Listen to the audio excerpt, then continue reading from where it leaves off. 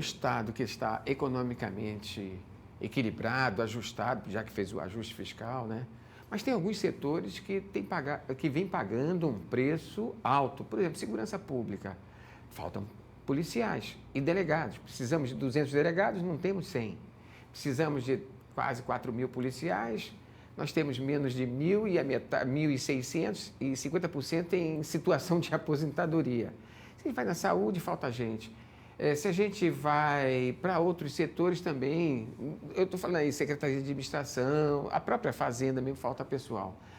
O que é? Não tem dinheiro? Ou se gastar com o pessoal, vai onerar? Ou qual é a situação hoje para fazer a máquina funcionar, para atender o cidadão?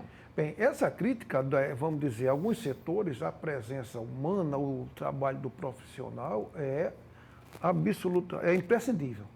Vamos dizer, não há como se cogitar polícia sem a presença do policial. Na sala de aula, o professor exerce uma liderança, uma orientação, em todos os sentidos para o alunado, também é importantíssimo. Na área de educação, saúde, também o médico, não tem como a gente substituir os médicos totalmente. A tecnologia ajuda, mas o médico tem que estar o profissional ali presencialmente. Presencialmente, porque tem uma relação afetiva com cada um dos pacientes, com cada um dos alunos, com cada cidadão nas ruas, como é o caso do policial. Uma delegacia de polícia precisa Nós temos várias fechadas por falta de efetivo. Precisaria do delegado, a figura do delegado, a autoridade do delegado, ela tem um momento em que tem que ser ele, pessoalmente, decidindo e tratando com as pessoas. Em outros setores, não. A tecnologia, ela ajuda apoio, muito, né? Muito mesmo. Tanto, Mas o que falta para esses concursos públicos não ficarem apenas com aquele cheirinho de eleitoreiro, e sim uma política de Estado? Precisa ver onde é que tem a carência de pessoal. Talvez poderemos também imaginar, aí cabe a cada gestor de cada secretaria ver aonde alocar melhor o seu efetivo. Temos pessoas que estão necessariamente, o efetivo é esse, ele está sendo utilizado em todas as suas potencialidades. Então essa avaliação tem que ser feita em cada uma das pastas. Na gestão passada, nós tivemos aí denúncias feitas no plenário da Assembleia Legislativa por deputado como Davi Maia, entre outros, de oposição, é bom destacar isso também, de que, por exemplo, havia servidores na saúde recebendo por plantões fantasmas de até R$70 mil. No caso da Fazenda, onde o senhor conhece bem, a própria funcionária da Fazenda diziam que ganhava em duplicidade salários de fazer inveja, gratificações, salários não, gratificações, me parece que o salário é bem pequenininho, as gratificações é que botam o salário lá nas alturas. Isso realmente aconteceu, continua acontecendo? Olha, o serviço público, ele tem algumas verbas que faz pagamento aos seus servidores.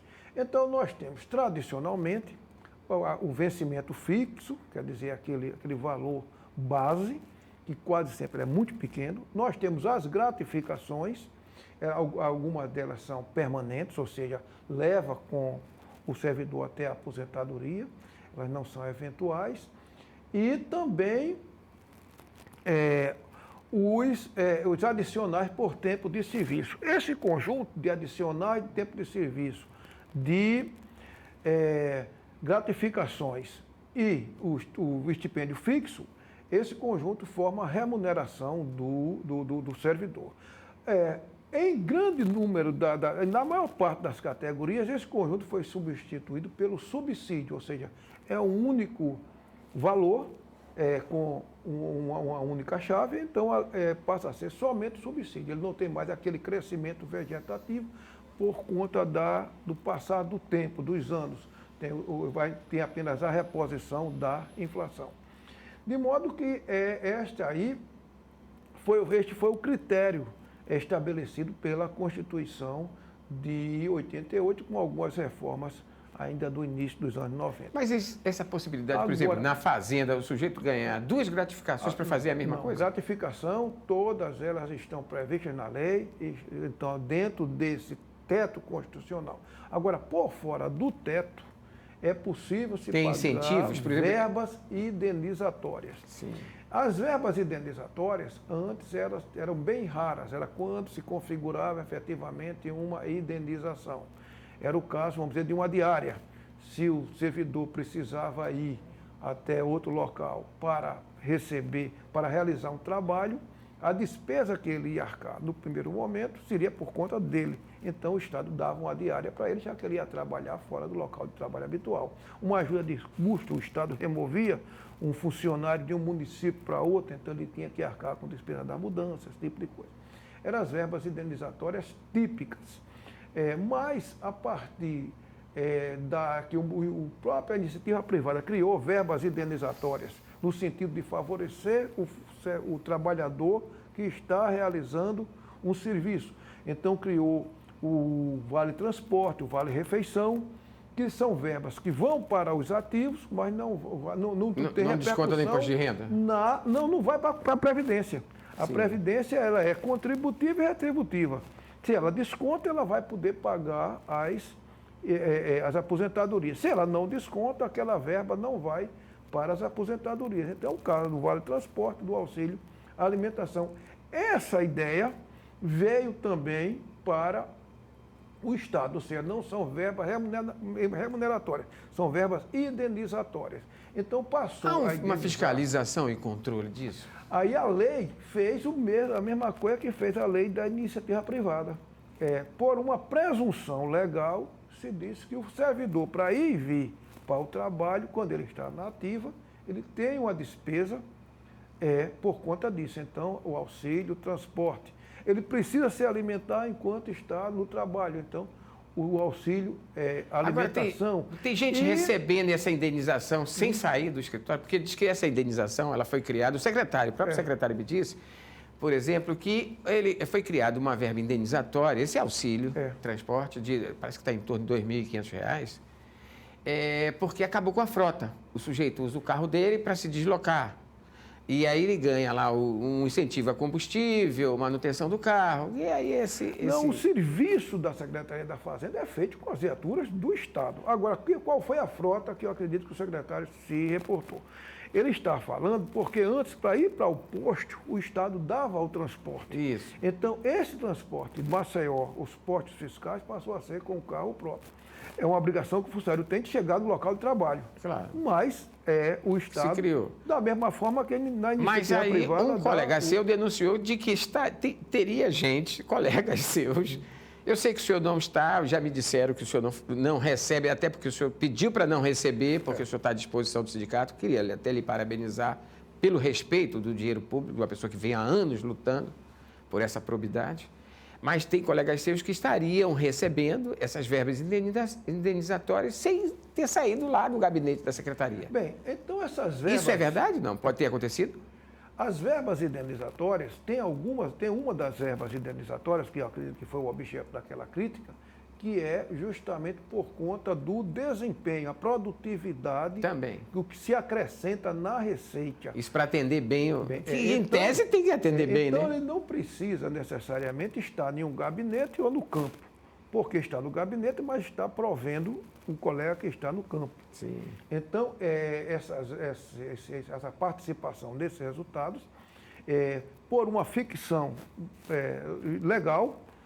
boa, eu gostei da palavra é ficção ou presunção? É uma presunção. Não ficção, né? Então, tem aliás, é uma ficção, ficção jurídica, né? Criada em lei, o que é permitido. Isso aí não é somente na Fazenda, então se atribui que, havendo resultado na receita, o servidor, e não é apenas aquele que está no campo, mas é o conjunto de servidores envolvidos nesse processo, e os internos também, eles têm uma participação que não, fica por fora do teto. Isso acontece em grande parte no Judiciário, no Ministério Público, essas verbas extrateto. De modo que já se pensa numa reforma na Constituição Nacional. Quer dizer que vai ter que mexer lá em cima para poder arrumar a casa embaixo. Para poder não fazer a injustiça que está acontecendo. Um desembargador aposentado, ele ganha menos do que um juiz inicial, por conta dessas verbas indenizatórias. Um colega meu aposentado ganha muito menos do que o colega, ou seja, mesmo ele tendo chegado ao final da carreira, foi na Secretaria da Fazenda, aquilo que Napoleão foi na França, ele ganha menos, às vezes, do que um novato por conta dessa colega seu me disse que o salário... Há um sistema previdenciário. Um colega seu me disse que o salário do fiscal de renda é, como diria o professor Raimundo, né, da TV Globo, desse tamaninho, um salário pequenininho. Mas as vantagens o colocaria em situação do teto salarial de anteriormente, né, da gestão passada, que era de 24 mil. É assim? O teto salarial do Não, Estado... mas é verdade que o salário é pequenininho o salário e as vantagens... A gente tem o que não é confortável para a gente. A gente gostaria de ter um teto, aliás, um salário fixo maior, porque dá maior segurança. As gratificações sempre geram discussões jurídicas em que ponto ela é uma verba permanente, definitiva, ou em que ponto, embora a lei diga, é uma vantagem permanente, a produtividade fiscal. Mas, então, a gente seria bem mais seguro juridicamente que fosse o fixo, o valor fixo maior do que a gratificação. Mas com o passar dos anos, políticas sucessivas de governos vêm dando maior aumento na gratificação do que no fixo. Por quê? Porque quando eu aumento fixo, o Estado ele tem que mexer em toda a folha do Estado. O impacto é bem maior. No fixo é categoria. E nas gratificações, então, ele vai atendendo as categorias isoladamente para ir ajustando o caixa do Estado.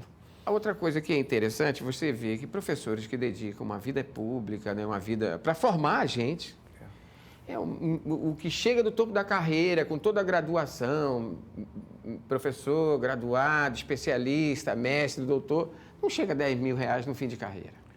Nós temos aí... Aí nós temos outras categorias, médicos também. O presidente do sindicato dos médicos, eu conversando com ele certa vez, perguntei qual era o salário dele como funcionário público do Estado, ele é do HGE, cirurgião do HGE, e perguntei para ele, doutor, quanto é o salário do senhor?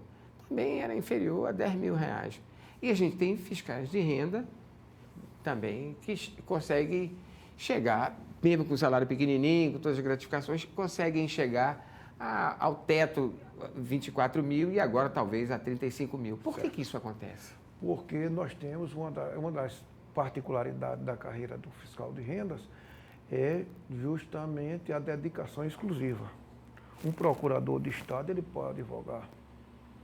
Um médico, ele pode ter mais de um emprego de médico, pode ter 2 empregos de professor.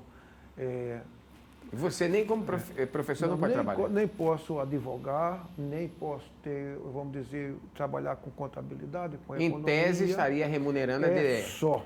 A gente só tem mesmo a remuneração que o Estado nos paga. Até, vamos dizer, do ponto de vista eleitoral, também a gente se afasta do exercício, tal qual, no mesmo prazo que o governador tem que se afastar, bem antes. Enfim, então temos diversas restrições. O fiscal de tributo, ele só pode ser fiscal de tributos. Entendeu? Nós estamos quase próximo ao fim. E a auditoria é um trabalho também que exige uma qualificação. E também uma independência financeira, né? A gente tem diversos colegas, muitos mesmo, com mestrado, com doutorados, com doutorado. E também, porque eu acho que como juiz, todas as profissões, ela exige de cada um uma independência financeira para não cair no ilusório conto da garoto desse vantagem, que faz um concurso agora, ele participa de uma concorrência com 60 mil candidatos nacionalmente, para 50 vagas. Agora, Irineu, também tem uma outra questão, que é essa questão mesmo salarial, né? Nós vamos chegar aí a um teto salarial de 35 mil reais. Que eu não quero fazer uma analogia, porque é o mesmo salário teto da categoria A, B, do poder tal, X, não. É o teto do servidor público estadual. Do Estado. Quer dizer, o servidor ali pode, da Secretaria de Administração, como o secretário da Fazenda, do HGE, enfim, pode chegar a esse teto. Alagoas tem condições de pagar um teto de 35 mil reais? Ninguém recebe o teto. No fim de carreira? Não. Pode chegar no fim de carreira e não chegar lá. Porque a regra do teto é dizendo, daqui ninguém pode passar. Só isso. Mas até ali eu posso chegar. Até ali, contando que a Assembleia Legislativa, o Congresso Nacional... Tem que aprovar isso aí. Dê os aumentos para que eu chegue. Então, a regra do teto, ela é uma regra, é uma lei sobre leis. Ou seja, dizendo, a partir desse teto, a lei do Estado, a lei da União, a lei do município, não pode ultrapassar. Até esse teto, o legislador é autorizado a aumentar. Então, para atingir o teto, tem que haver diversas leis, tem que ser promulgadas diversas leis para alguém chegar ao teto. Elineu, para bancar essa conta, tem que ter o contribuinte. Isso, a fiscalização, olha ele com lupa. Agora, como ele pode agir rápido, porque nós já estamos quase que acabando, como ele pode agir para saber que o dinheiro dele está indo para onde tem que ir? O principal insumo da Receita é justamente ao cidadão, é ao contribuinte, ver que o imposto que ele está pagando equivale ao desenvolvimento que ele está vendo. Quando existe essa relação, essa reciprocidade, aí sim, aí nós temos uma relação fisco-contribuinte saudável, republicana. Quando se desvia Falta muito para isso acontecer em Alagoas? A gente deseja que Deus nos ajude para isso. Olha, você está vendo, né? Você é contribuinte? Eu sou contribuinte, alguns de nós, né? Na hora que a gente vai comprar lá o arroz, o feijão, alguns que são profissionais liberais, né? Pessoas jurídicas, nós somos contribuintes. Eles aumentam a lupa em cima da gente. A gente pode aumentar a lupa em cima deles. Você sabe a data certa. Até mais. Um abraço. Muito obrigado. É isso, né?